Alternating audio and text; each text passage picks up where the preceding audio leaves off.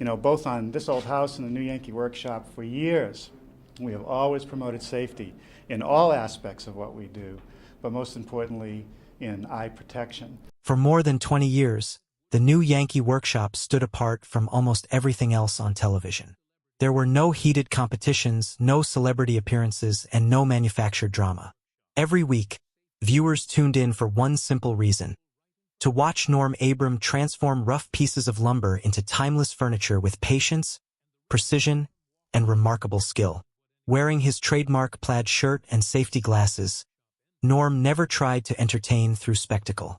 Instead, he let the craftsmanship speak for itself. That quiet formula turned an ordinary woodworking program into one of PBS's most beloved series. So when the show suddenly disappeared in 2009, longtime fans were left asking the same question. Why would a successful series, still loved by millions, come to an end without warning? The truth wasn't a scandal, a cancellation, or falling ratings. It was something far more personal and far more human. To understand why the workshop doors finally closed, you first have to understand what made the show so extraordinary. When the new Yankee Workshop premiered in 1989, television was already crowded with home improvement shows, but none of them looked quite like this. The program was created by producer Russell Morrish, the same visionary behind This Old House. After watching Norm Abram work for years as the show's master carpenter, Morrish realized that viewers weren't just impressed by Norm's talent, they trusted him. He had an unusual ability to explain complex woodworking techniques in a way that made even beginners feel confident enough to try them. That simple observation became the foundation of an entirely new series. Instead of following home renovations, cameras moved into a fully equipped workshop tucked behind a quiet Massachusetts farmhouse. Every episode centered on a single project. Sometimes it was an elegant shaker cabinet. Other times it was a Windsor chair, a blanket chest, or an heirloom dining table. Before making the first cut, Norm often visited museums, historic homes, or antique collections to study the original piece. He explained why it was built, what made it special, and how traditional craftsmen achieved such remarkable results centuries earlier. Then he returned to the workshop and recreated it from scratch. What viewers saw wasn't an actor pretending to build furniture. Every measurement, every joint, every cut, and every mistake belonged to Norm himself. If a board didn't fit correctly, he fixed it. If a complicated technique required extra explanation, he slowed down and showed it step by step. There were no hidden shortcuts waiting behind the scenes. That authenticity became the show's greatest strength. Over time, audiences realized they weren't simply watching woodworking lessons. They were watching a master craftsman share decades of experience without ever talking down to his audience. Norm's calm personality made difficult projects feel approachable. His famous reminder to always wear safety glasses became as recognizable as the furniture he built.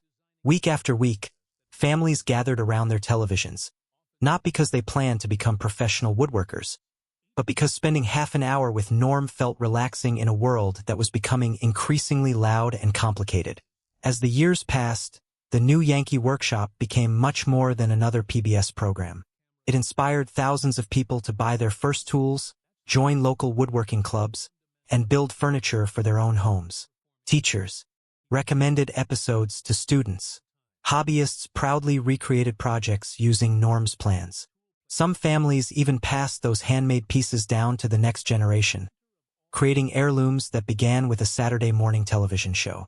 By the time the series reached its later seasons, more than 200 different projects had been completed on camera.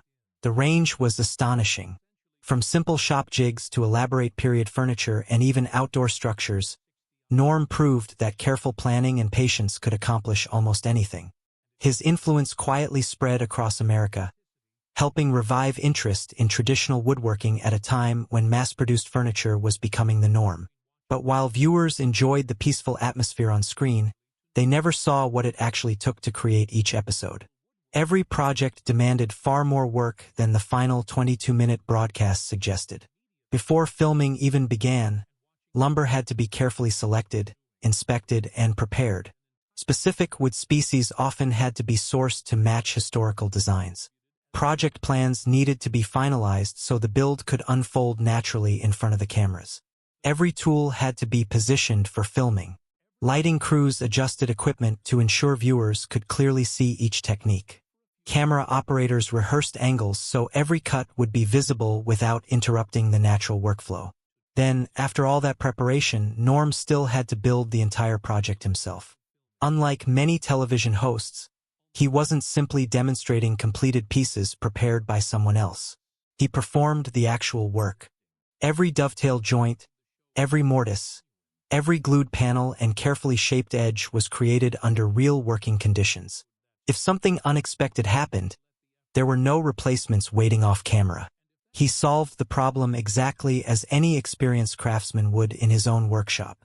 That level of authenticity made the show feel genuine, but it also created an enormous workload. Filming a single episode could require 40 to 60 hours of preparation and production. Multiply that across an entire season, and it quickly became a full-time occupation. Yet the new Yankee Workshop wasn't Norm's only responsibility. At the same time, he remained one of the central figures on this old house, appearing regularly as the show's master carpenter. That meant balancing two demanding television productions simultaneously. One involved traveling to renovation sites and working alongside a larger team. The other depended almost entirely on him. In his own workshop, there was no one else who could step into his role. He wasn't just the host. He was the designer, teacher, craftsman, problem solver, and face of the entire series. For years, he carried both responsibilities without complaint. Viewers rarely saw signs of fatigue because Norm never let exhaustion affect the quality of his work. Every episode maintained the same steady pace and careful instruction that audiences expected. Whether it was season 1 or season 20, his calm confidence never seemed to change. Behind the scenes, however, the physical demands were beginning to add up. The workshop floor was solid concrete, chosen for durability rather than comfort. During filming, Norm often stood there for 8, 10, sometimes even 12 hours at a time. Day after day, season after season, decade after decade. Every heavy board lifted onto a workbench, every long session of sanding, every hour spent leaning over detailed joinery placed additional strain on his body. Woodworking isn't just creative work. It's physically demanding labor. Repeated lifting, bending, kneeling, cutting, and shaping gradually wear down even the strongest craftsmen. While viewers admired the effortless precision of each finished project, they couldn't see the repetitive stress building beneath the surface. Still, Norm rarely mentioned any of it. He believed the focus should remain on the craft rather than himself. Complaining was never part of his personality. Instead, he continued showing up, building remarkable furniture, and teaching millions with the same patience that had defined him from the beginning. But by the late 2000s, after more than 20 years of carrying two television careers at once while performing real physical labor on camera, the cost of maintaining that pace was becoming impossible to ignore. Quiet conversations had already begun behind the scenes about the future of the show. They weren't driven by ratings, network executives, or creative disagreements. The questions were far simpler and far more important. How much longer could one man continue doing work that demanded so much from his body? And if the answer was changing, what would that mean for one of television's most beloved workshops?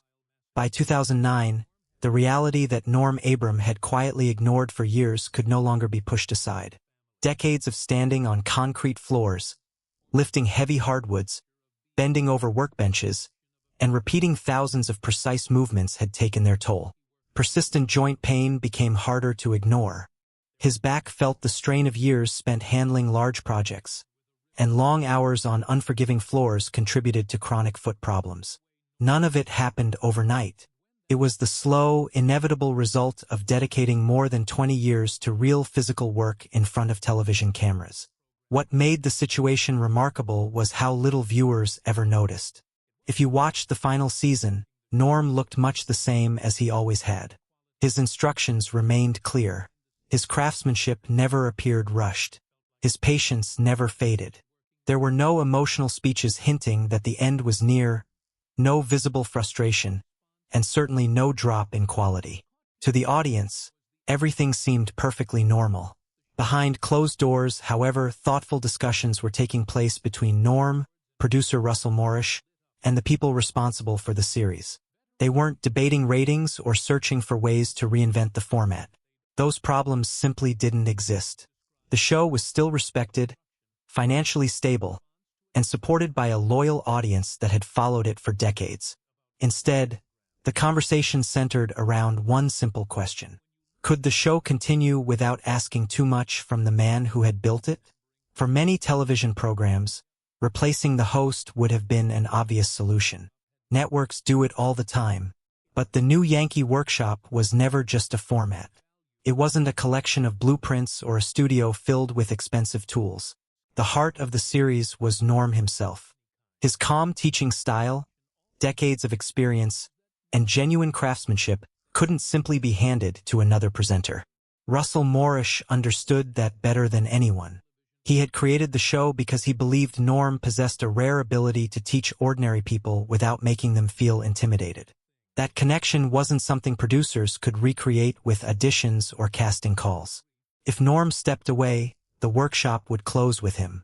Eventually, Norm reached the decision himself. There was no pressure from PBS. No executive forced him out. No contract dispute pushed him toward retirement. Despite years of rumors suggesting otherwise, everyone involved consistently confirmed the same truth. Ending the series was entirely Norm Abram's choice. When he finally announced the decision, his words reflected the same humility that had defined his career. He simply expressed gratitude for the remarkable journey, the challenging projects, the talented craftspeople he had met, and the unwavering support from millions of viewers over more than 2 decades. There were no dramatic farewells or emotional interviews, just appreciation and quiet acceptance that it was time for a new chapter. That understated announcement perfectly matched the personality audiences had come to admire. After spending 21 seasons teaching others to slow down, measure carefully, and avoid unnecessary shortcuts, Norm approached his own retirement exactly the same way, with patience and dignity. When the official announcement arrived in October 2009 that no additional episodes would be produced, fans were stunned. Not because they believed the show would last forever, but because nothing had suggested it was ending. There had been no decline in quality, no obvious warning signs. 1 week, the new Yankee Workshop was simply doing what it had always done. Then suddenly it was over. The reaction spread quickly through woodworking clubs, online forums, and magazines devoted to craftsmanship. Messages poured in from viewers who had spent years planning their weekends around the show. Some recalled building their very first bookcase after watching Norm explain basic joinery techniques. Others remembered sitting beside parents or grandparents every Saturday morning, learning woodworking together even if they never owned a workshop themselves. Many professional woodworkers shared stories of how the series inspired them to pursue careers in cabinet making, furniture restoration, or carpentry. Teachers described students who first discovered traditional woodworking through Norm's calm demonstrations. Hobbyists proudly posted photographs of projects built directly from the show's measured drawings. Perhaps the most remarkable part of the public response was what wasn't there. There was almost no anger. Instead of demanding another season, viewers overwhelmingly respected Norm's decision. They understood that someone who had devoted more than 20 years to teaching millions deserved the opportunity to enjoy woodworking without television schedules, production deadlines, and the physical demands of carrying an entire series. In many ways, that response reflected the values Norm had quietly taught all along. Good craftsmanship requires knowing when enough is enough. Ending the series didn't mean abandoning woodworking. In fact, it allowed Norm to return to the craft for the reasons he loved it in the first place. Without production calendars dictating every project, he could finally spend time finishing work around his own timber-framed home in Carlisle, Massachusetts, a house he had built himself years earlier but rarely had time to fully complete. He also continued appearing on this old house, where his responsibilities were far less demanding than carrying an entire production on his shoulders. There, he remained a trusted master carpenter while enjoying a much more balanced schedule. Away from television, Norm continued writing, sharing woodworking knowledge through books and special projects. In later years, He also appeared in documentaries celebrating the value of responsibly using wood and preserving traditional craftsmanship, proving that his passion for the craft had never disappeared. Then, in 2022, after more than 4 decades on television, Norm officially retired from this old house as well. Once again, there was no spectacle, no attempt to make himself the center of attention, just a respectful farewell to a career that had quietly influenced generations. Ironically, the end of the new Yankee Workshop wasn't really the end at all. In 2023, producer Russell Morrish announced that the entire series would become freely available on YouTube. Almost immediately, thousands of younger viewers who had never seen the original broadcasts began discovering the show for the first time. The comments beneath those episodes revealed something remarkable. People in their 20s and 30s described binge-watching multiple episodes late into the night. Beginners said they ordered their first set of chisels after watching only a handful of projects. Others called it the most relaxing content they had ever found online, praising the calm pace and genuine expertise that seemed almost impossible to find in today's fast-moving digital world. More than a decade after production ended, Norm Abram was still inspiring people to build, create, and learn. Very few television shows enjoy that kind of second life. Most disappear shortly after their final episode. The new Yankee Workshop continues finding new audiences because its lessons were never tied to trends or technology. Furniture styles may change, television certainly evolves, but patience, precision, and honest craftsmanship never go out of fashion. When you look back at the full story, the reason the show ended becomes surprisingly simple. It wasn't canceled. It wasn't failing. It wasn't replaced. It concluded because the man who gave it life understood that every great project eventually reaches its final coat of finish.